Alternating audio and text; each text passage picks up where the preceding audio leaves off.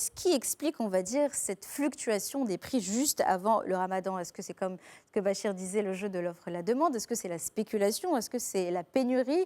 Quelles sont les raisons? La période du Ramadan, c'est une période de très forte consommation. Donc, cette hausse soudaine de la demande crée malheureusement un terreau fertile pour de la spéculation. Et justement, vous avez donné un certain exemple en Afrique de l'Ouest, mais si on part d'abord sur l'Afrique du Nord, nous sommes face à des États qui ont une forte tradition d'intervention directe et les mécanismes sont immédiats.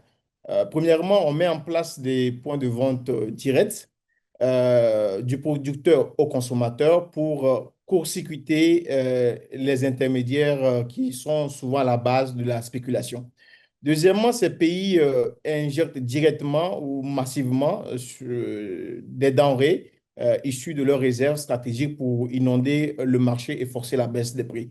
Et pour finir, c'est la méthode répressive.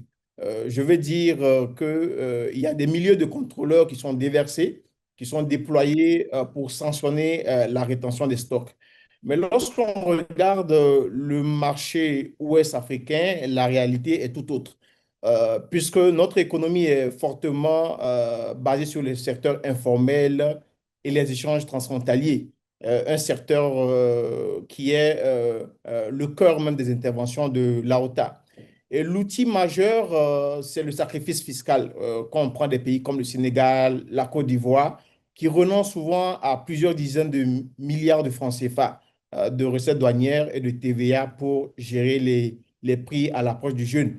Ensuite, il y a également cette concertation couplée au contrôle sur le terrain, comme l'exemple de la Guinée-Conakry que vous avez donné, l'exemple du Niger, où les gouvernements privilégient, je veux dire, la signature des conventions, des protocoles d'accord directs avec les chambres de commerce et les grands importateurs pour pouvoir fixer les prix de ces denrées de première nécessité comme le riz, le sucre, le lait, comme vous avez mentionné.